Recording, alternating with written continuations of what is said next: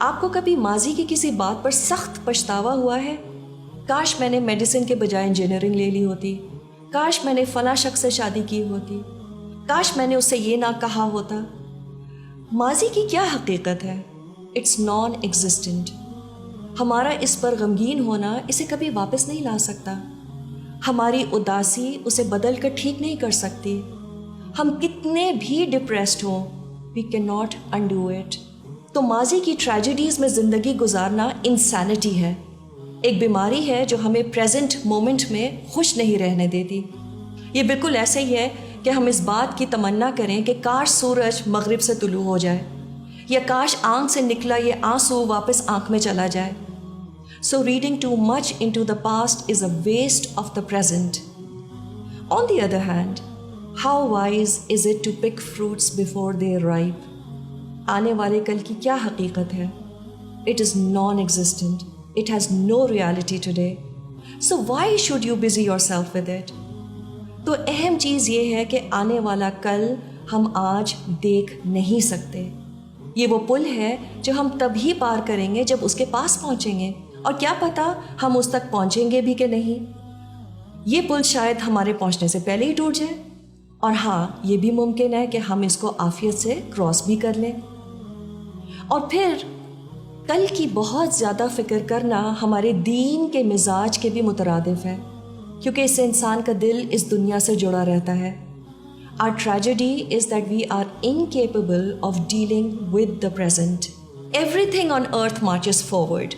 Everything on earth prepares for the new season. And so should we. جب ہم صبح اٹھیں تو بس دن ایسے گزاریں جیسے شاید مجھے شام دیکھنا نصیب نہیں ہوگی۔ Live as though today is all that you have. کل جو بھی اچھا برا ہوا گزر گیا، اور کل کیا ہوئے گا we don't know. So our lifespan is just a day. جیسے ہم آج ہی پیدا ہوئے ہیں اور دن کے اختتام پر ہم مر جائیں گے، تو اس سے نہ گزرے دن کی انگزائٹیز تنگ کریں گی اور نہ مستقبل کی انسرٹنٹیز۔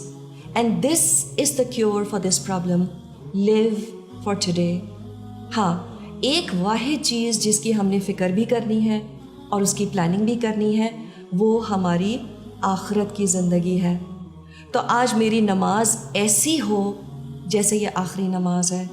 قرآن کو مطلب کے ساتھ پڑھیں تاکہ وہ دل کو لگے جا کر، اور اپنے رب کو کثرت سے یاد کریں، لوگوں کو ان کے حقوق سے بڑھ کر دیں، اور مت فکر کریں کہ اگلے 50 سالوں میں میں یہ رویہ سسٹین کر پاؤں گی کہ نہیں۔ تو فکر اس بات کی کہ آج کے دن میری زبان سے کسی کو تکلیف نہ ہو، میں کسی کی غیبت نہ کروں، جو اللہ نے دیا ہے اس پر دل مطمئن، چاہے وہ مال ہو، شکل صورت ہو یا پھر صحت، اور پھر اس دن کو آرگنائز طریقے سے گزارے، ہر منٹ کی اہمیت ہو، اور پھر اللہ سے کثرت سے استغفار اور اس دنیا سے جانے کی تیاری پر سارا فوکس۔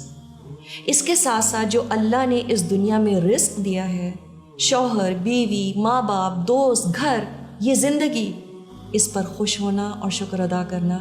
فَخُذْ مَا آتَيْتُكَ وَكُن مِّنَ الشَّاكِرِينَ۔ تو جو میں نے تم کو عطا کیا ہے اسے پکڑے رکھو اور میرا شکر ادا کرو۔ So today is our most precious possession. In fact, it is the only sure possession. So whatever you want to do it now.